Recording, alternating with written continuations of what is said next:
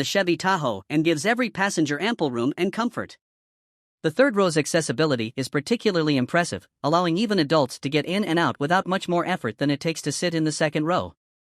The center console is a bit button-heavy. It's not immediately user-friendly, but it doesn't require too much time to master. It's a simpler layout than the Tahoe's too. Visibility out of the front is hampered by the massive windshield pillars. But even though the rear window looks to be a mile away, a clear backup camera and available 360-degree camera system take the edge off backing up. Ford's Sync infotainment system has come a long way over the years, and the newest iteration is pretty user-friendly. The navigation system does look a bit dated but offers pinch-to-zoom functionality, helping to make it quick and easy to use. Our test vehicle's 12-speaker Bang & Olufsen audio system made good use of the Expedition's large cabin, providing both power and clarity. The voice controls are basic and can help with simple functions. Android Auto and Apple CarPlay smartphone integration systems come standard with wireless connectivity. The Expedition's advanced driver aids, such as adaptive cruise control, work fine but aren't quite as full-featured as those in some rival SUVs. The Expedition has a listed cargo capacity of 20.9 cubic feet behind the third row, 57.5 cubic feet behind the second row and 104.6 cubes max. That's less space than its direct rival, the Chevy Tahoe. But the Expedition's extra spaces for all your knickknacks, plus its flexible seating arrangement, more than compensate. The Expedition is also a good vehicle for hauling little kids around. It has easy-to-access anchors for safety seats plus lots of room to fit rear-facing seats. Towing capacity is great with a maximum capacity of 9,300 pounds when properly equipped. The Expedition gets an EPA estimated 19 miles per gallon in combined city/highway driving. That's similar to what the EPA posts for other large SUVs. But we had difficulty matching the EPA's numbers in our real-world testing. Something else to consider is that premium fuel is required to get the quoted power numbers. During our time with the Expedition, we could notice a difference in performance between regular and premium fuel. The Expedition is priced comparable to other large SUVs such as the Chevy Tahoe. Warranty coverage is also typical for a non-luxury automaker. Interior build quality and materials choices slightly exceed what's available from its crosstown rivals. The Expedition isn't fun to drive in the classic sense, but it is rewarding to summon its muscle car-like torque and use this big SUV for its intended purposes. Road trips, daily commuting and heading out to the great outdoors are all right up the Expedition's alley. The mid-range limited trim gets our recommendation in the Expedition lineup. It adds convenience and luxury items such as a hands-free liftgate, leather upholstery, premium audio, adaptive cruise control and a navigation system to justify the cost increase. It's also eligible for a more powerful engine and sport suspension as part of the Stealth Performance package. The 2023 Ford Expedition is a large 3-row SUV that's available in 6 trim levels: XL, XLT, Timberline, Limited, King Ranch and Platinum. Tested, 2023 Cadillac Lyriq AWD pumps out more electrons, keeps its composure. A second motor and more power make Caddy's all-electric SUV quicker, but haven't changed its cushy personality. Just a couple of years ago, the notion of a 500-horsepower Cadillac would inevitably have conjured up visions of something with a V badge on its deck lid and a Blackwing engine rumbling menacingly behind its grille. No more. The 2023 Cadillac Lyriq AWD exemplifies how the EV revolution has turned ideas about performance upside down. Like many of today's EVs, this twin-motor, 500-horsepower version of the Lyriq is powerful and quick, but otherwise extraordinarily normal. It doesn't look like a car that promises to smoke its tires into the next state and doesn't drive like one either. Instead, it evokes and updates the best aspects of Cadillac's past: their smooth ride, hushed, well-dressed cabins, and effortless power. Thank you, electrons. Other than the model number on the hatch, Lyriq AWDs get a 600 × 10 to the power of 4 designation, while RWD models wear 450E badging. The 600 and 450 represent rounded torque figures in Newton meters. There's nothing to indicate that the dual-motor, all-wheel drive Lyriq is any different from the rear-drive, single-motor model that first hit the market. We liked that car for its absorbent ride and quiet ways, but felt it needed more than its 340 horsepower to be a fully realized Caddy. The Lyriq AWD solves that with a second permanent magnet motor driving the front wheels. Combined output rises to 500 horses and 450 pound-feet of torque, an increase of 160 ponies and 125 pound-feet over the rear driver. That you can't tell the twin-motor model from the single-motor version at first glance, or second or third, amounts to truth in advertising. Aside from the AWD's extra power, its cushy driving demeanor remains fundamentally unchanged. Stand on the Lyriq AWD's accelerator and it sprints to 60 miles per hour in 4.6 seconds and hauls itself through the quarter mile in 12.9 seconds at 113 miles per hour, improvements of 1.1 seconds to 60 miles per hour and 1.4 seconds and 14 miles per hour in the quarter. That should be energetic enough for most people, but it's only mid-pack in the EV universe. A Hyundai Ioniq 5, for instance, scoots to 60 miles per hour in 4.5 seconds. At the other end of the size and price spectrum, a nearly 7,000-pound Rivian R1S does it in 3.1, and there are a lot of ballistic EVs sandwiched between those two bookends. The Lyriq's power delivery harks back to the big-engine Cadillacs of yore and seems purposely tuned to underscore its luxury mission. Like the Lyriq RWD, the AWD's powertrain parses out the torque smoothly and gradually rather than bringing it on all at once with a bang like some competitors. Maximum thrust doesn't arrive until 40 or 50 miles per hour. The progressive pull is an integral part of the Lyriq's soft-spoken personality, as is the barely audible synthesized hum that accompanies acceleration. The cabin is as quiet as an isolation tank, registering just 63 decibels of interior sound as the Lyriq whooshes through the atmosphere at 70 miles per hour. A plush, composed ride nails the other signature Cadillac personality trait. The multi-link suspension glides over big pavement swells, is glassy on smooth highways, and almost never bobs. The pancake-style 102.0 kWh Ultium battery bolted to the Lyriq's belly, the same capacity as in the rear-drive model, makes for a low center of gravity. That's likely part of the reason the Lyriq feels more agile than you'd expect for a vehicle weighing 5,838 pounds, but the Caddy is far more in its element cruising than chomping up serpentine roads. Cornering grip peaks at a relatively low 0.82 g, and our test cars Michelin Primacy all seasons, 265 divided by 50 are -20s all around, held in protest when leaned on even lightly. The steering is confident but light on feel, and the brake system blends regeneration and hydraulic action smoothly. Given the AWD's mass and all-season rubber, stops from 70 miles per hour are reasonable at 182 feet. 2 levels of Regan enable one-pedal driving, and a steering wheel paddle delivers maximum Regan on demand. Our real-world testing exposed the one area where the dual-motor Lyriq suffers compared to its single-motor sibling, range. The EPA estimated range is close between the two, with the single motor at 312 miles and the dual motor coming in at 307. But on our 75 miles per hour highway range test, the rear-drive Lyriq covered 270 miles while the AWD version managed only 220. That's a big enough difference to influence how far you dare to roam. At least recharging won't take inordinately long. Our AWD tester came with the standard 11.5 kW AC charging module. A 19.2 kW onboard charger will be optional for 2024 AWD models and will add up to 51 miles of range per hour from a level 2, 240V AC charger backed by a 100 amp circuit, according to Cadillac. The battery can handle up to 190 kilowatts of DC fast charging, which the company says will replenish the range at a rate of about 77 miles every 10 minutes. For 2023, all Lyriqs came only in the luxury trim. The past tense is intentional as the production run of about 2,000 units is sold out for 2023, and Cadillac is now taking orders for 2024 models. So, the only choice buyers had to make was between the two propulsion systems.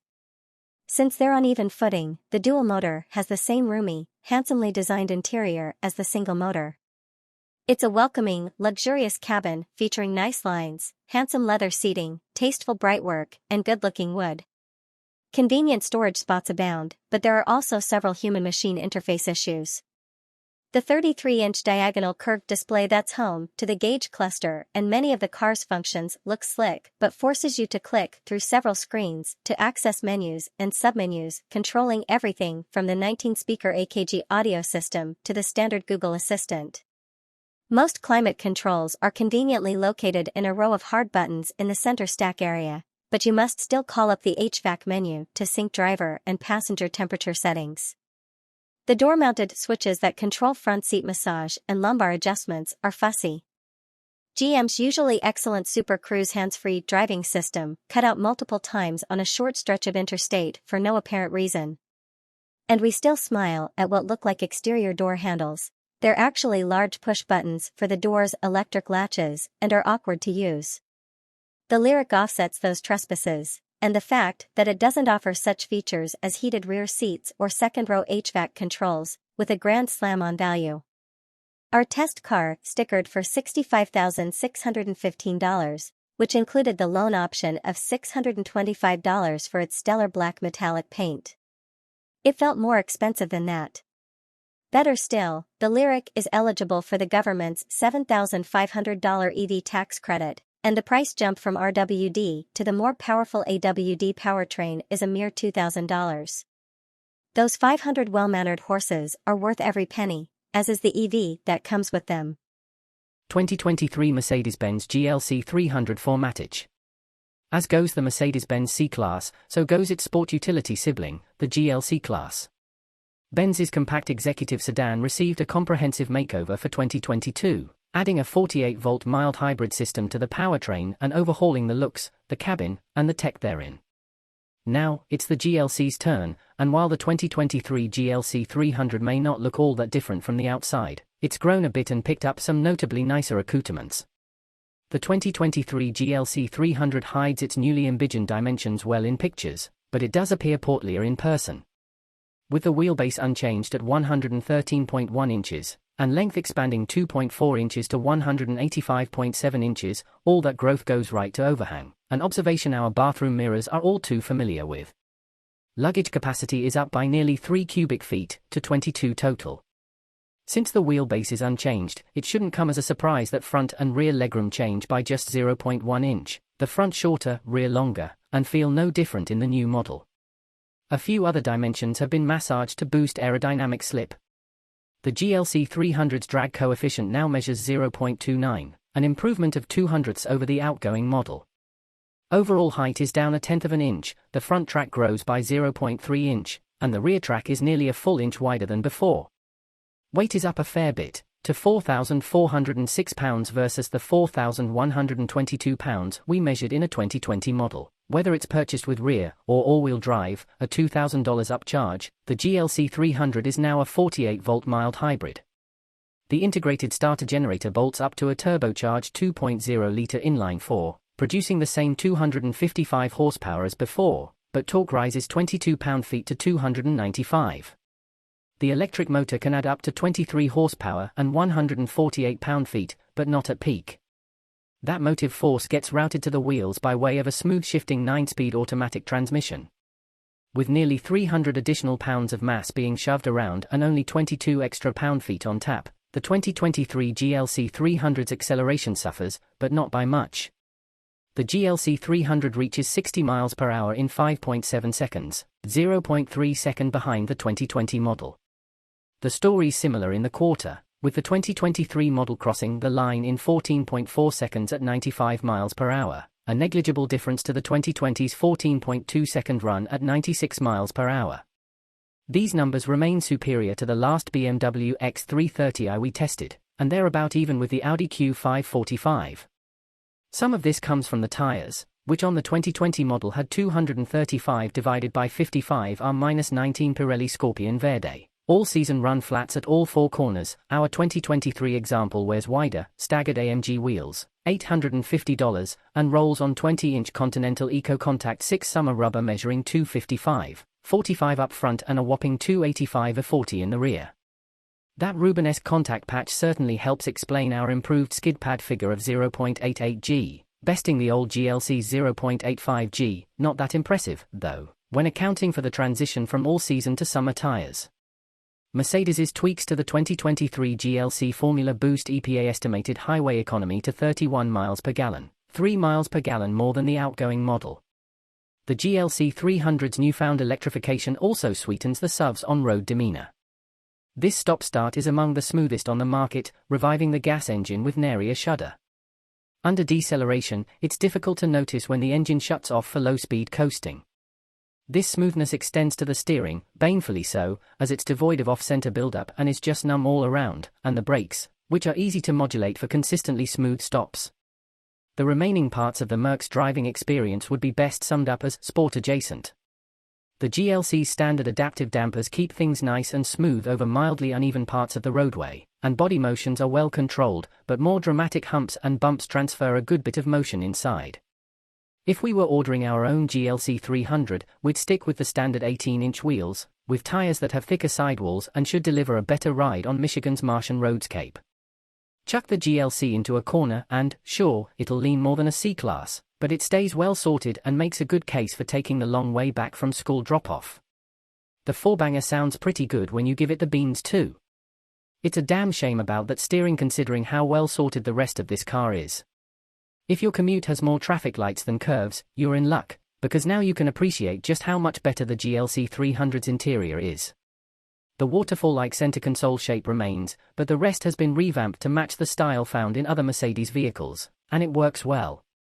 Our sample GLC's dashboard was covered in natural grain blackwood with aluminum strips, $200.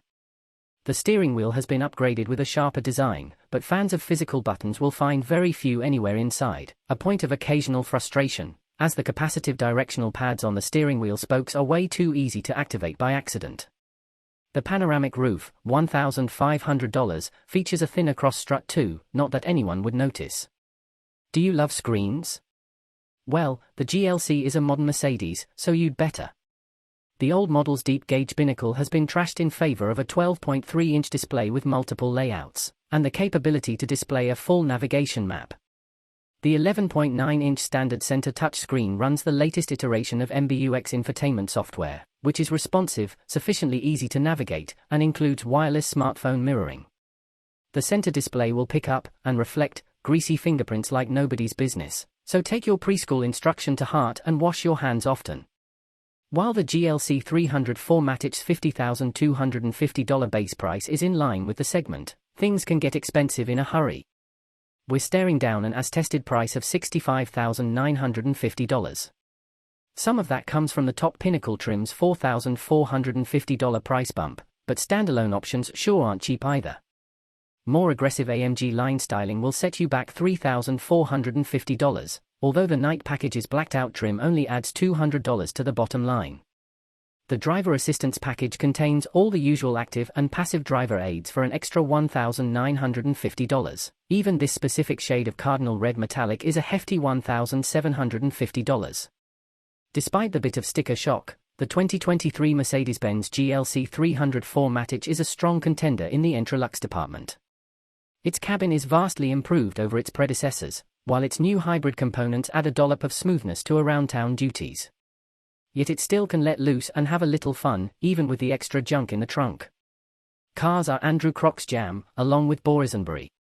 After graduating with a degree in English from the University of Illinois at Urbana-Champaign in 2009, Andrew cut his teeth writing freelance magazine features, and now he has a decade of full-time review experience under his belt.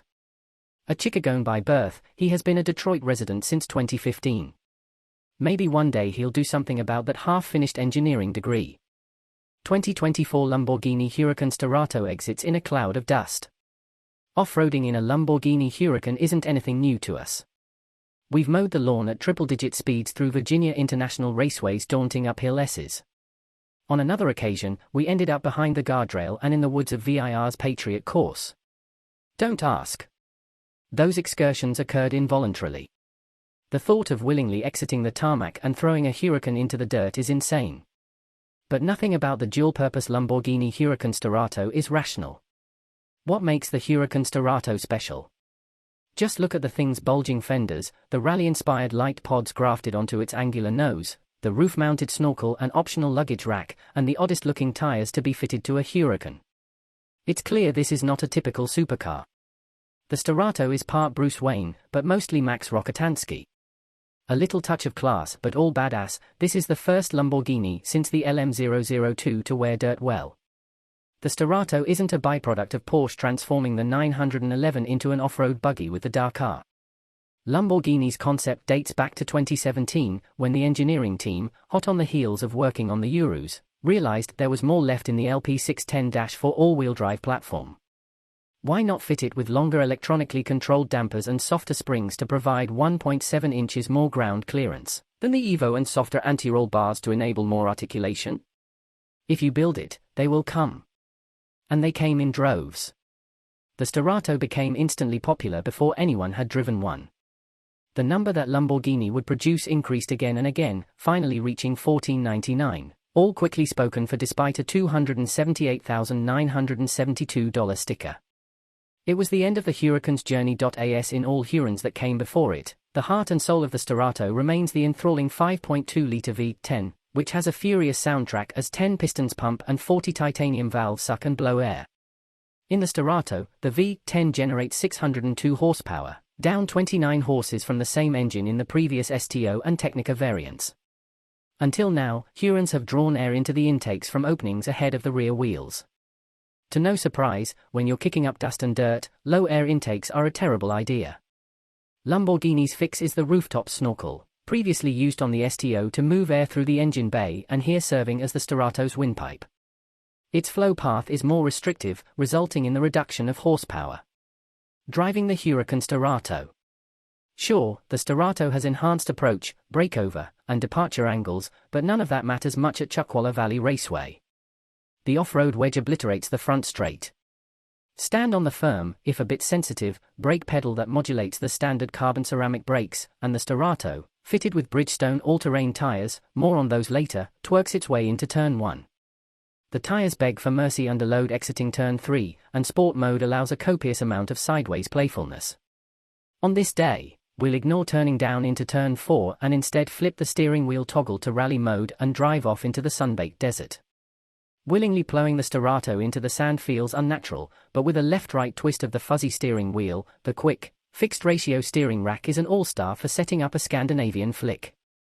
For this model, Lamborghini passed on rear-axle steering as it muddied the vehicle dynamics when paired with the all-terrain tires. Even without it, the brake-based torque vectoring pivots the machine, the earth succumbs, dirt encompasses the six-figure rally car, and with a pull of the big column-mounted shift paddles, the 7-speed dual-clutch automatic snaps off a gear change, the Haldex all-wheel drive system shuffles torque between axles, and the Starato exits, leaving a dust plume reminiscent of the Roadrunner. Never had the thought of piloting a Huracan over lumpy terrain in third gear on an 8,500 RPM redline occurred to us, but the softer dampers and spring rates, paired with longer and squishier internal bump stops, keep the uprights from ejecting from the chassis. Find the right, or maybe the wrong, path through the desert and you'll use all 6.4 inches of ground clearance. Dirt will fly over the hood. This isn't the stuff trophy trucks are made of, but for a pavement pounder, it's impressive and hilariously fun. None of this would be possible without the right tires. For that, Lamborghini tasked Bridgestone to develop the Dueler All-Terrain AT002, an all-terrain tire rated at 168 miles per hour and available only in a Starato fitment. The sidewall construction mimics that of a Bridgestone Potenza Sport summer tire, so it's stiff. Aside from a tread pattern meant to evacuate rocks and mud, the Dueler features interlocking snipes and tie bars to lock the tread blocks together to provide more stability under load. And it's a run flat, so in the event of a puncture, the Starato can carry on for 50 miles at 50 miles per hour. And while some might be tempted to mount 2 spares on the roof rack, it's only rated for 88 pounds. Bridgestone will also offer a one-off winter tire for the Starato. Oh, the possibilities. It's not just for off-road. The Starato's off-road capabilities aside, Lamborghini has created quite possibly the best road-going Huracan to date. Its softness makes for an enjoyable ride on the interstate, and with little roar from the all-terrain tires, this is the Huracan you'd want to drive across the country. Attack mountain switchbacks and there's more pitch and roll than any Huracan before it, and the steering is so quick and light that mid-corner corrections frequently occur until you train your hands to slow down. But none of this dulls the experience. Lean on it nice and hard, and the Bridgestones deliver what will likely be the greatest amount of grip we've measured from all-terrain rubber. And those fender flares aren't just for looks. The front and rear tracks have been widened by the 1st of February and the 1st of March inches, respectively, giving the Starato a touch more sure-footedness, other than a digital inclinometer, a pitch and roll display, And GPS coordinates in the central display, the Sterato's interior is much the same as any other Huracan's. Perhaps one of the coolest features is its ability to sync an Apple Watch and record your heartbeat. And your heart may skip a beat driving the Sterato. Even more so than all the Huracan variants that preceded it, this Lamborghini is one wild ride. 2024 Audi Q8 e-tron and Q8 e-tron Sportback go farther, quietly. The Audi Q8 e-tron and its smooth-backed sibling, the Q8 e-tron Sportback, enter 2024 with a new name, more range, more efficient batteries, better aerodynamics, and faster charging. The mechanical changes address customer concerns about range and performance, while the name change, from just plain e-tron to Q8 e-tron, is to give buyers a better sense of where the big two-row SUV sits in the brand's lineup of EV and ICE offerings. Like the gas-powered Q8, the Q8 e-tron sits at the top of the range, a roomy cruiser ready for glamorous day trips or making day-to-day errands feel glamorous. The base model starts at $75,595, and the Sportback Launch Edition we drove, with the dark chrome S-line trim and orange-piped leather interior, rings in at $95,395 with options. Q8 e-tron range and charging times. The dark chrome and orange details are hints that the Q8 e-tron is a luxury SUV with a touch of sporty flair. It gets a bit more flair for 2024 with both a redesigned grille and headlights that highlight its slightly wider body. The styling changes also reduce drag, achieved through new wheel designs, shutters in the nose that can open for cooling and close for smooth sailing, and bodywork around the wheel wells that channels the wind. The wind cheating helps the 2024 Q8 e-tron get better range than the 2023 e-tron, an EPA estimated 285 miles for the standard version and 296 miles for the Sportback, 300 miles with the optional Ultra package, up from 225 to 226 miles before. The improved aerodynamics also let the air also pass by with barely a whisper of wind noise, even on the highway. The Audi's improved efficiency isn't just from the aero updates. The Q8 uses two motors, and for 2024, the rear motor gets extra windings that allow it to create a stronger magnetic field from the same incoming electricity. The result is more torque and reduced energy consumption. Couple that with a higher capacity battery, 106.0 kWh compared to the outgoing 86.5 kWh pack, and you get more range. Recharging times have also improved. The 2024 Q8 can now take in 170 kilowatts, up from 150 kilowatts, at a DC faster charger and should be able to go from an almost empty 10% battery to a back-in-action 80% in around 31 minutes, according to Audi. For Level 2 home charging, the standard 9.6 kilowatt charger will refill the battery overnight, in about 13 hours, while an optional 19.2 kilowatt setup, an $1,850 upgrade, can do it in half that time, driving the Q8 e-tron. We have to admit we weren't doing charging math while behind the wheel of the Q8 e-tron. In fact, we were somewhat startled to look down after a glorious run through the dappled light of a Northern California redwood forest and realize we had about 40 miles of range left. It's easy to lose track of how far you've gone because the Q8 is so pleasant to drive. It's quick, with a combined 402 horses from its two motors, but not neck-snappingly so. From a stoplight, a foot to the floor would get you to 60 miles per hour in 5.4 seconds, according to Audi, which is middling acceleration by EV standards. And yet it strikes us as just the right amount of power for an SUV of this size, not so fast that you're backing off in a panic if you get a little heavy-shoed, but plenty torquey enough to power out of curves and confidently merge into fast-moving traffic. Changes to the Q8 e-tron steering and suspension improve the driving experience. A quicker ratio of 14.6 to 1 instead of the previous 15.8 to 1 results in a more responsive wheel.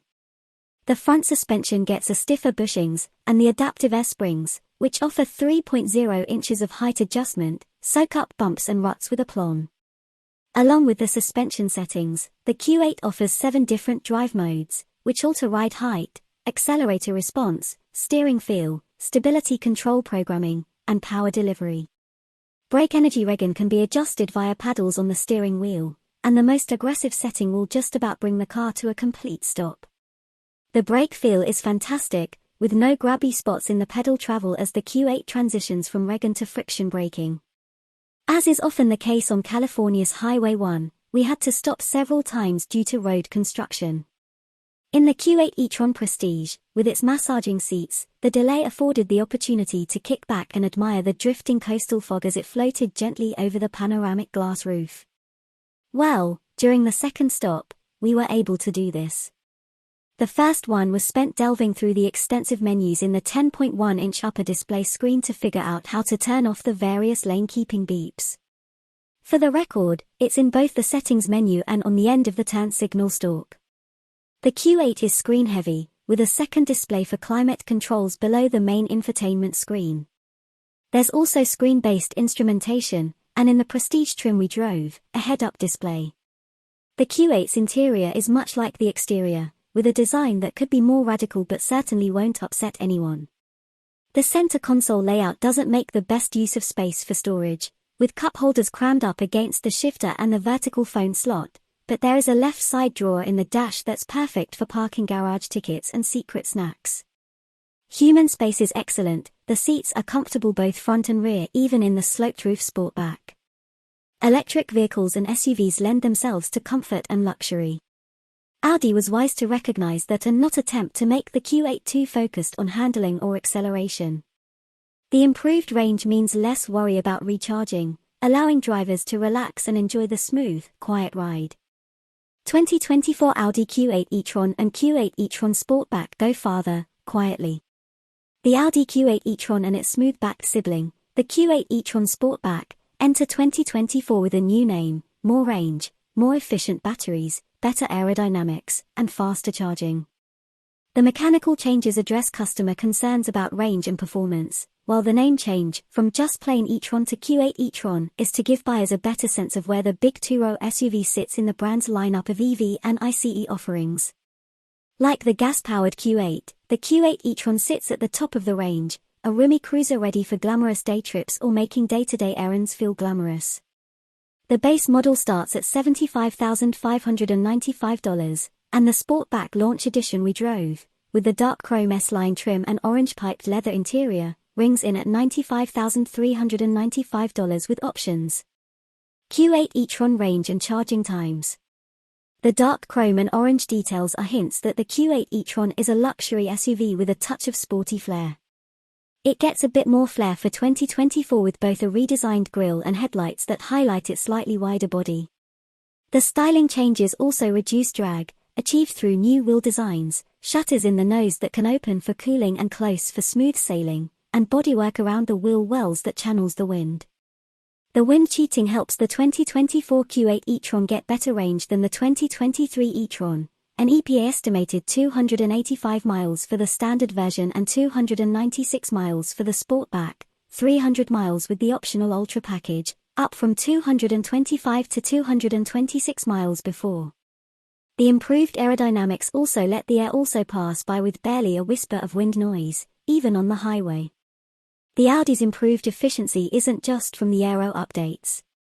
The Q8 uses two motors, and for 2024, the rear motor gets extra windings that allow it to create a stronger magnetic field from the same incoming electricity. The result is more torque and reduced energy consumption.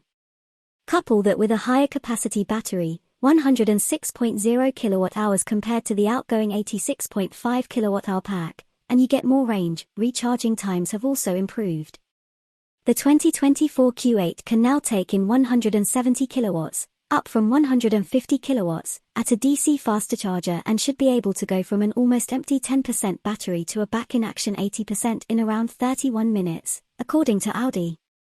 For Level 2 home charging, the standard 9.6 kilowatt charger will refill the battery overnight, in about 13 hours, while an optional 19.2 kilowatt setup, an $1,850 upgrade, can do it in half that time, driving the Q8 e-tron. We have to admit we weren't doing charging math while behind the wheel of the Q8 e-tron. In fact, we were somewhat startled to look down after a glorious run through the dappled light of a Northern California redwood forest and realize we had about 40 miles of range left. It's easy to lose track of how far you've gone because the Q8 is so pleasant to drive. It's quick, with a combined 402 horses from its two motors, but not neck-snappingly so. From a stoplight, a foot to the floor would get you to 60 miles per hour in 5.4 seconds, according to Audi, which is middling acceleration by EV standards. And yet it strikes us as just the right amount of power for an SUV of this size, not so fast that you're backing off in a panic if you get a little heavy-shoed, but plenty torquey enough to power out of curves and confidently merge into fast-moving traffic. Changes to the Q8 e-tron steering and suspension improve the driving experience. A quicker ratio of 14.6 to 1 instead of the previous 15.8 to 1 results in a more responsive wheel. The front suspension gets a stiffer bushings, and the adaptive air springs, which offer 3.0 inches of height adjustment, soak up bumps and ruts with aplomb. Along with the suspension settings, the Q8 offers 7 different drive modes, which alter ride height, accelerator response, steering feel, stability control programming, and power delivery. Brake energy regen can be adjusted via paddles on the steering wheel, and the most aggressive setting will just about bring the car to a complete stop. The brake feel is fantastic, with no grabby spots in the pedal travel as the Q8 transitions from regen to friction braking. As is often the case on California's Highway 1, we had to stop several times due to road construction. In the Q8 e-tron Prestige, with its massaging seats, the delay afforded the opportunity to kick back and admire the drifting coastal fog as it floated gently over the panoramic glass roof. Well, during the second stop, we were able to do this.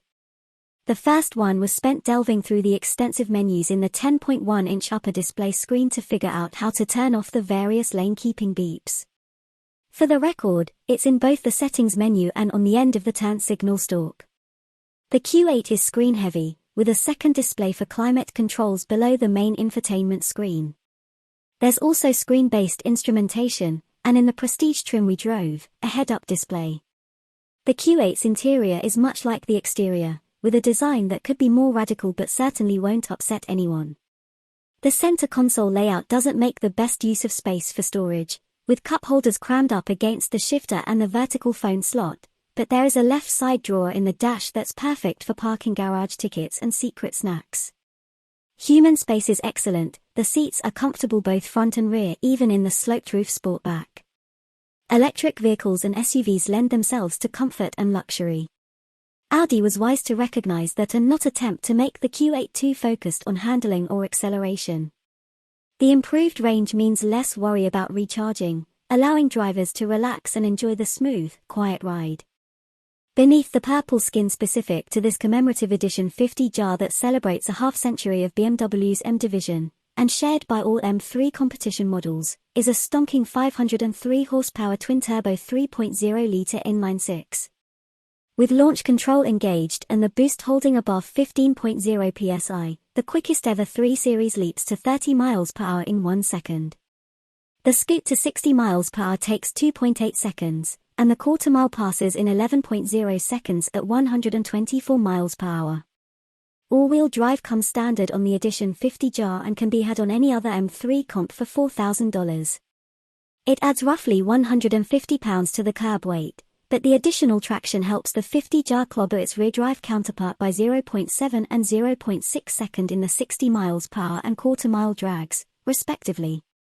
The beauty of the competition's X-Drive mode is that it offers the best of both worlds, all-wheel drive for supercar-grade acceleration and decoupling of the front axle to enable a rear-drive mode for power-oversteer shenanigans. Moving away from the world of dynamic insanity, when the drive modes are left in their softest comfort settings, the M3 Competition X-Drive is a livable place for daily consumption. The sharpest impacts reverberate up forged 19-inch front and 20-inch rear wheels and through the $4,500 carbon fiber buckets. The super supportive seats are somewhat tricky to enter and exit yet provide a surprising amount of comfort. As with all 2023 3 Series, the M3's interior is treated to BMW's curved display that incorporates a 12.3-inch digital instrument cluster and a 14.9-inch touchscreen infotainment system. The iDrive 8 operating system replaces most of the physical buttons for the HVAC and radio controls with a not-so-intuitive infotainment menu structure. Fortunately, iDrive 8.5 rolls out this summer, and BMW promises to solve these teething issues by improving the layout. Perhaps the fact that this 5-seat sleeper returned 27 miles per gallon on our 75 miles per hour fuel economy test is enough to forgive iDrive's shortcomings. More on the BMW M3 starting at $83,595. the M3 Competition X Drive delivers astounding performance for the money. The Edition 50 jar comes standard with a carbon fiber splitter and decklid spoiler, titanium tailpipes trimmed with carbon fiber, M Sport seats, a 50 jar specific carry-on suitcase, the executive and parking assist packages, adaptive LED headlights with laser light, wireless device charging, an M Shadowline trim, swelling the Windows sticker to $96,695. The only extra cost options are the aforementioned carbon fiber seats and carbon ceramic brakes. But its time at the top of the 3 Series hierarchy will be limited. The lighter 2024 cubic meters CS with an extra 40 horses and Michelin Pilot Sport Cup 2 tires arrives in the second half of this year. Whether the CS's $36,100 upcharge is an economically sound decision remains unknown, but it'll certainly contest the throne.